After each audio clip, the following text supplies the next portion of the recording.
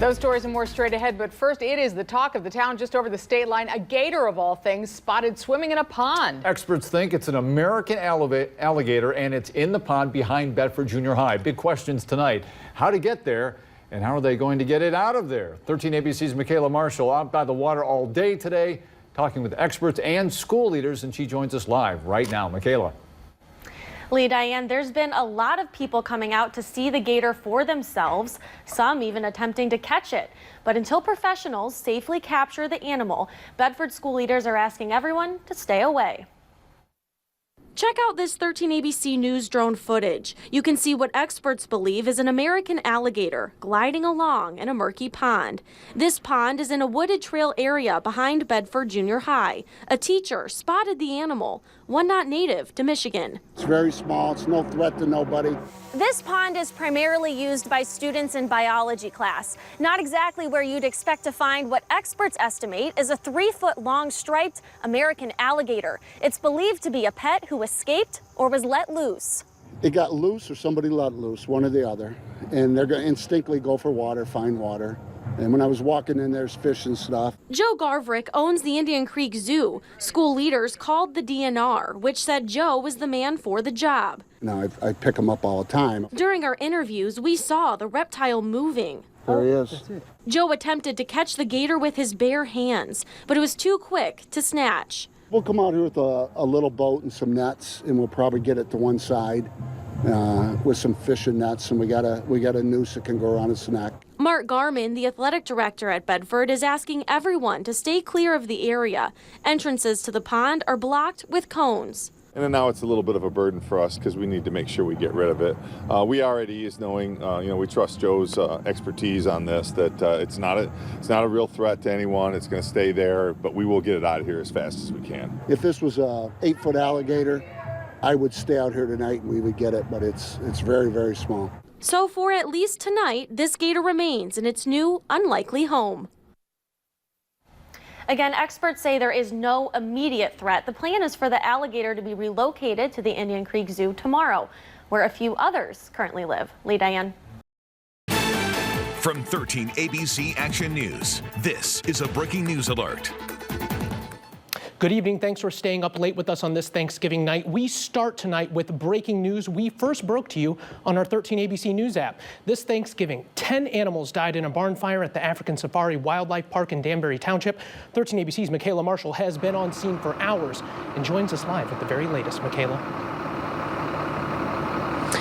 Michael, this is a devastating loss to this community. The African Safari Wildlife Park has been a staple in Danbury Township and Port Clinton for more than 50 years. About 300 animals live here, and the explosive barn fire tonight took the lives of 10 of them. Check out this video a viewer posted to Facebook and shared with us. You can see the massive flames and a giraffe walking across the park. Officials say that giraffe is safe, but 3 other giraffes did die. One zebra escaped the barn, but 3 bongos, 3 Red River hogs, and a springbok did not make it out alive. Several agencies worked together to battle the flames that started just after 6 this evening.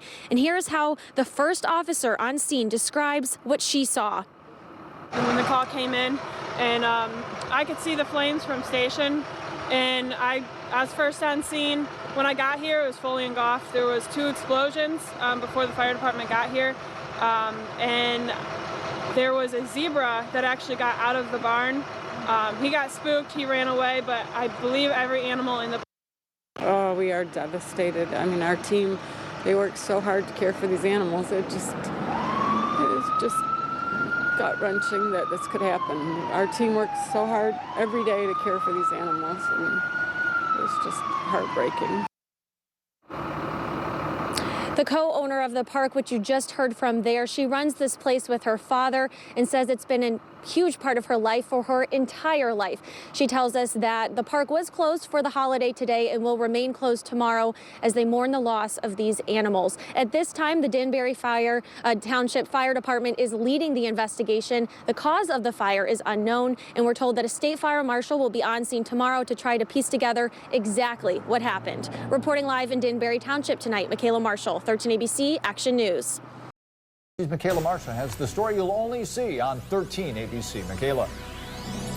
Lee Diane, the victim's daughter told me that she used this tactic to keep the person who was hitting her mom in the dark that she was calling for help.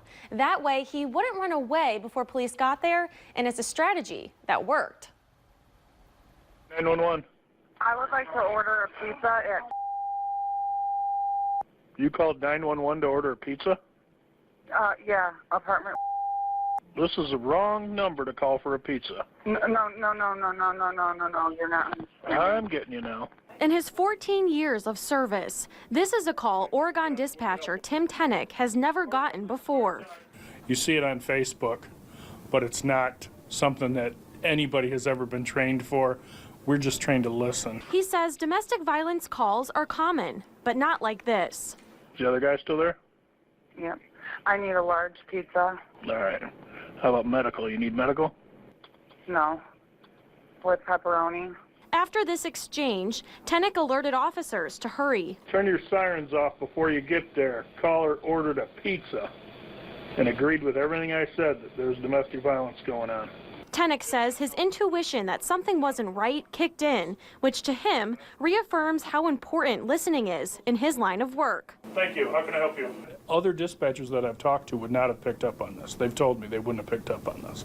Excellent dispatch work on the part of our dispatcher. Some dispatchers may have hung up.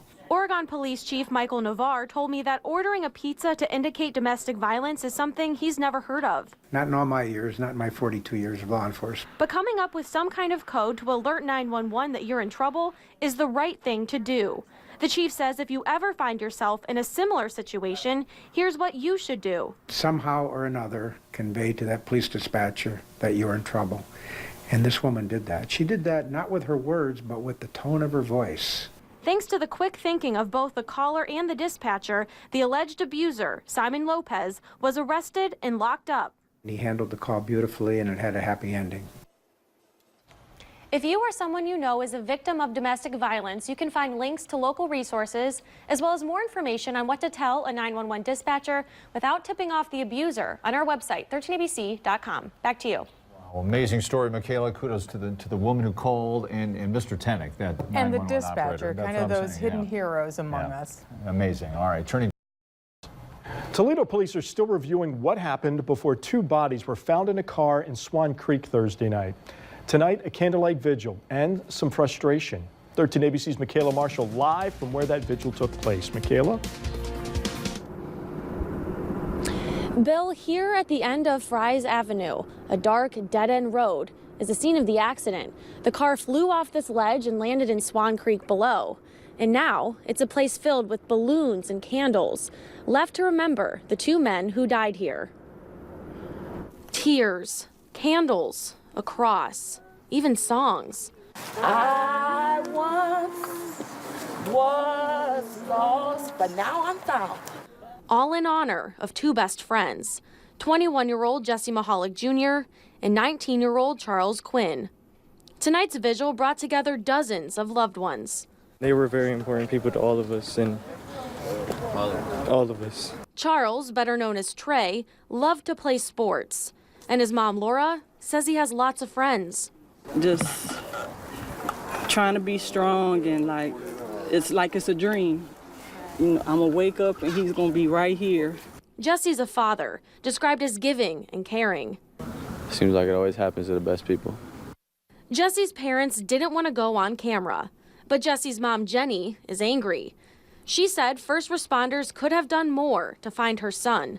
She wrote out of frustration on Facebook, "I know these victims are not their sons, daughter, mother's brothers, but they are to someone.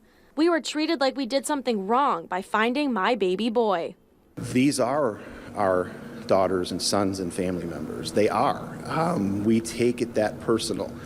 Private Sterling Ray of the Toledo Fire Department says the recovery effort was suspended because the water was deep, dark, and cold.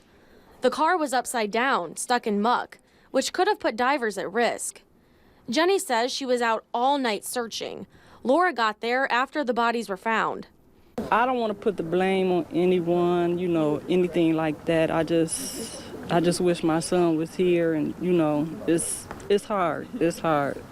But tonight, support from the crowd is helping these families process the unbearable loss. That's sweet. It lightens the mood up a lot. It's awesome. I know they're probably looking like, dang, it's jumping for us right now. A spokesperson with Toledo Police told me that he also offers condolences to the families, and he plans to reach out to them to answer any and all questions as the investigation into what exactly happened here continues. Reporting live, Micaela Marshall, 13 ABC Action News. And now the story of what doctors call a common birth injury that turned into a case of alleged child abuse. And a local mother claims ProMedica Monroe Regional Hospital didn't treat her newborn's injury, ignored the mother's concerns, then called Child Protective Services on her. Our Micaela Marshall has the exclusive story tonight, all new at 11. Well, Lee Diane, for a mother, it's hard to imagine anything worse than to be labeled as a child abuser. And for Kyra Doom, she says that nightmare became a reality just 5 days after her daughter Erin's birth. Here's her story. Medical experts say a fractured collarbone is one of the most common types of birth injuries, especially in big babies like Erin, born at 8 pounds, 14.5 ounces. And that's something former labor and delivery nurse and current mother of 3, Kyra Doom, is well aware of. The whole circumstance was terrible. She says her now 6-month-old daughter was born with a broken collarbone, and after delivery, she noticed Erin was turning purple. Seriously concerned about this arm not moving. The collarbone is still swollen and bruised. Her husband asked for an x-ray, but the parents say they were repeatedly told everything was fine. They're making me feel nuts. You're the mom, you're not the nurse, it's okay. And except for these 2 nurses' notes, all medical records indicate the baby was perfectly healthy after birth. I knew something was wrong, that motherly thing. Kyra has kept documentation of everything and showed me what she says are all of the records. Erin was born on a Monday. They were discharged from the hospital on a Wednesday. Then on Friday, the concerned mother took her newborn to visit a pediatrician. We go get the x-ray and I'm standing right in the room with her and I see it come up on the screen. Clear broken half. Furious, she went to speak with the manager of the OB unit. A doctor let us go with me pointing it out. I said, and my daughter really does have a broken collarbone. Shame on you. Please educate your staff so that nobody goes through this again. And then that night, Child Protective Services knocked on the door. And she goes, you have a baby with a broken collarbone? And I said, yeah. She goes, and you did it? And I said, what do you mean by that? Like, kind of. I birthed her. At just 5 days old, Kyra says Erin had 24 x-rays done to verify that she had no other broken bones. The pediatrician she saw who diagnosed the fracture wrote a letter to confirm the injury was from birth. Even with the CPS finding of no preponderance, which means that the evidence did not support any kind of abuse, Erin's medical records indicate alleged child abuse. The Dooms met with ProMedica's legal team and say the healthcare company did foot the bill for the CPS-ordered ER visit. We finally met and we're basically told with finality, sorry, we're not sorry. All I wanted was those words removed from my daughter's chart. Kyra hopes others can learn from her story, but she's worried for the future. If she falls off the slide in a year, 2 years, I don't want them to think that I'm harmful to my child, because that's the picture that's been painted. I did reach out to ProMedica for a comment. A spokesperson sent me this response. ProMedica takes all patient concerns very seriously. We have worked with the Doom family regarding this matter. The family's concerns were investigated. The actions ProMedica took were deemed to be appropriate. Lee Diane.